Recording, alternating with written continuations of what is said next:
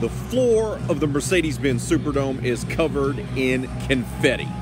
That's because LSU has been crowned the national champions for the 4th time in program history. They pulled away easily in the second half against the Clemson Tigers, 42-25. I'm Raymond Parsh III, host of RP3 and Company, broadcasting live from inside the press box here at the Mercedes-Benz Superdome. Actually, I'm in the created press box, the spillover, which is actually in the stands. So let me tell you, LSU fans were exuberant tonight, as you can imagine. Especially when it got to the point in the game where LSU was all she wrote, so to speak, and the band, yes, they played neck, and the crowd went crazy, and Joe Burrow started dancing on the bench, which even made the crowd even go crazier here inside the Mercedes-Benz Superdome. 4th national championship in program history. It didn't start off great for LSU. Their first 4 drives of the game, 20 yards. That was it. Clemson's defense did its job to start off with. They blitzed Joe Burrow. They attacked. They collapsed the pocket, did a very good job of keeping him out of his rhythm. And the Clemson defensive backs did a nice job of blanketing LSU's wide receivers. The problem for Clemson was they couldn't score enough points. They only managed to build up a 10-0 lead. That was the biggest lead that LSU had faced and had to overcome all season, but it wasn't enough.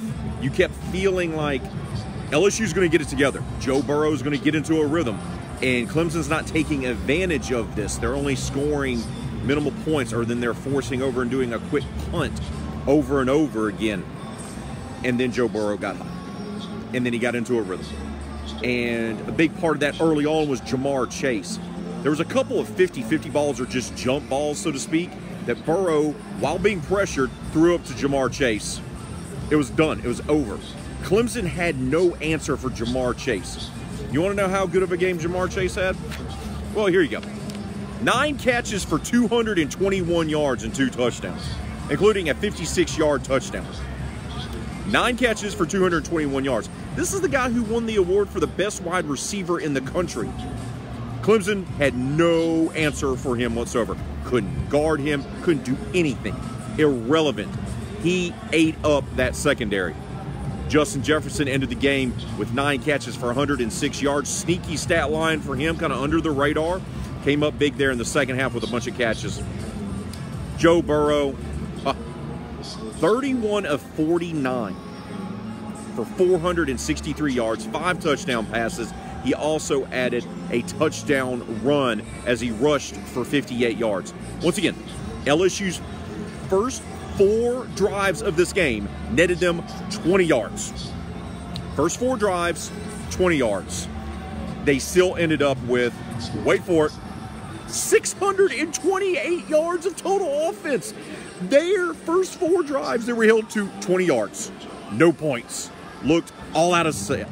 Just looked beside themselves. This is how dominant, special, unique, whatever term you want to use to describe the LSU offense, it was on full display tonight. They got essentially shut out. First 4 drives, were frustrated, blitzed, sacked, pressured, blanketed their wide receivers. They're so explosive, it did not matter. They still put up 42 points. They put up more than 600 yards of offense. How insane is that?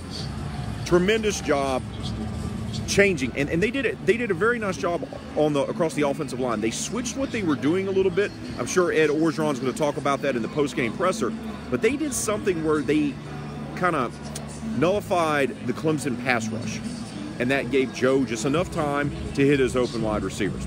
Clyde Edwards-Helaire also had a sneaky stat game as well. 16 carries for 110 yards on the ground. For Clemson, Travis Etienne, 15 carries for 78 yards on the ground. He did have a touchdown. He also had 5 catches for 36 yards. But he was pretty much bottled up. In my keys to the victory on this morning's broadcast of RP3 and Company, I said they got to bottle him up. He can't go over 125 yards, I said. 78 yards rushing, 36 yards receiving. They really had no passing. Trevor Lawrence is a sensational young quarterback. We've seen him play at an essentially high level. Tonight was not that night. Give credit to LSU's defense. Dave Aranda dialed up schemes. They got pressure on him. They weren't able to establish a running game. And Lawrence, man, he had a lot of bad throws, just bad throws. He had a lot of skip balls tonight. Part of that was pressure. Part of that was feeling pressure that really wasn't there, but he just felt it. And the other thing was LSU's secondary did a very good job of blanketing Clemson's wide receivers, whether that was Ross or Higgins or Galloway or whoever it might be. Did a very good job of that, and they just weren't open. Credit Derek Stingley Jr. and Grant Delpit and Vincent and everyone else. They did their job tonight against the defending national champions. Lawrence final stat line, 18 of 37 for 234, no touchdowns. He was sacked twice, and he did run the ball 10 times for 49 yards, but really not a factor. LSU did a very good job of containing him. He had some moments early in this game when Clemson kind of built up their lead and it was a back-and-forth affair, but he was never able to play at that level that we saw him play last year in the national championship game versus Alabama. Credit LSU's defense for doing a tremendous job there. So many records broken tonight. LSU becomes the first team in SEC history to go 15-0. That's a record.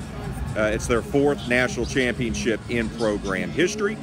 Joe Burrow also now holds the single season record for most touchdown passes in the season with 60, and most touchdowns responsible for with 65.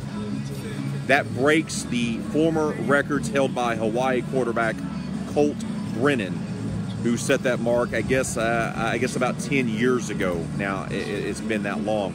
So Joe Burrow rewrites the record books. His 270 yards passing in the first half is also a college football playoff championship record. His total touchdowns, 6, and his passing yardage of 463 are also new BCS and college football playoff championship records. An amazing performance from start to finish for Joe Burrow. Once again, first 4 drives, 20 yards. They still ended up with 628. They couldn't be stopped. And Clemson did a nice job there in the third quarter. They came out and they blitzed, and they were able to get pressure on Burrow again. It looked like he got hit in his ribs in that Thaddeus Moss touchdown pass that he had late in the first half. He seemed a little sluggish to start the second half, third quarter. Clemson was able to cut it down. They were able to cut down the lead. They made a game of it there in the third quarter. But when LSU needed to step up and make big plays, they were able to do so, and they pulled away. And then the defense reset and frustrated Trevor Lawrence and that offense of Clemson's, and they couldn't do anything. And here you are.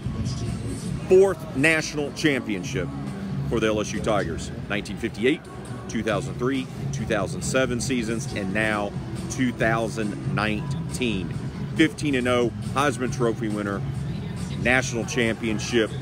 Joe Burrow may go down as having the greatest season in modern college football history, or possibly of all time. Tremendous season for the Tigers. You can hear all about tonight's huge win for LSU, 42-25 victory over Clemson in the national championship game. We'll talk all about it on tomorrow's RP3 and Company. I'll be broadcasting live. As you can tell, the time of night is, nearly midnight. So there'll be no commuting back to Lafayette in the morning for the morning show. I'll be broadcasting live from the Media Hotel there at the Sheraton in downtown New Orleans. We'll recap the big game. We'll get you all the audio clips from the players and, of course, Coach Ed Orgeron and so much more. And we'll be happy to take your phone calls in the morning as well, 337-706-0111. For RP3 and Company, I'm Raymond Parch III. Y'all have a great night.